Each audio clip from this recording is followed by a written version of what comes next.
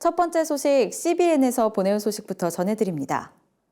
우크라이나의 수도 키이우와 그 주변 지역을 향한 러시아의 공격이 계속되고 있습니다. 많은 사람들이 피란을 떠났지만 아직 현지에는 많은 사람들이 남아있어 이들을 위한 기도와 지원이 절실한 상황입니다. 우크라이나에서 취재 중인 기자가 자세한 소식 전해드립니다.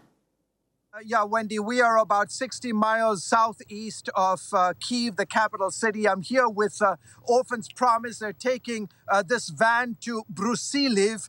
It's filled with diapers, with blankets, medicine, food. The Brusiliv Center has, over the last 16 days, every day on average, has about 200 refugees that are fleeing the fighting in Kyiv and the eastern part of the country. And Orphans Promise has been here for 17 plus years on the ground doing some great work.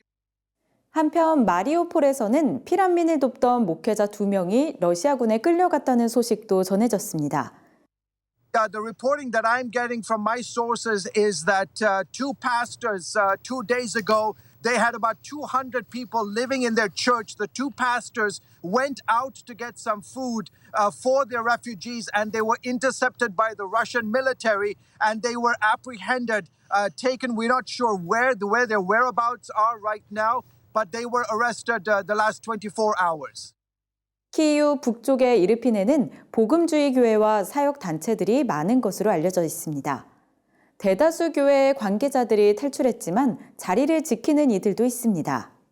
This area of Kyiv has been hammered this last week, not just Irpin, but also Bucha. It is completely, the reporting is that they're almost completely surrounded. There's no water, no electricity. And Irpin is very well known because it's operating in Ukraine, but from around the world, from Central Europe, from Asia, it's a mega, they call it the Wheaton of Ukraine, in essence, because there's so much emphasis and a lot of various mission groups that are working in there.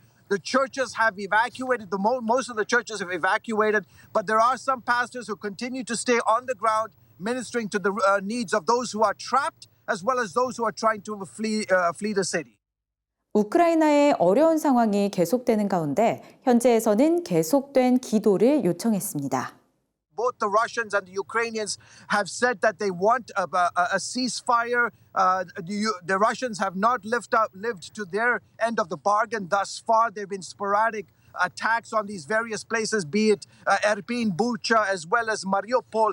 But pray for Mariupol. They're almost surrounded. Again, the same situation. What the Russians are doing in Irpin as well as in Bucha, they are, in essence, cutting off the water, cutting off the heat, no food. In fact, I was talking to a source just a few hours ago. They've been in the bunker for almost a week with no heat, no water, no food. So you can just imagine this is the tactic of the Russians. So continue to pray for the church leaders who have stayed on the ground, continue to minister in the midst of this very difficult time, putting their lives on the line to try and get people out of these cities.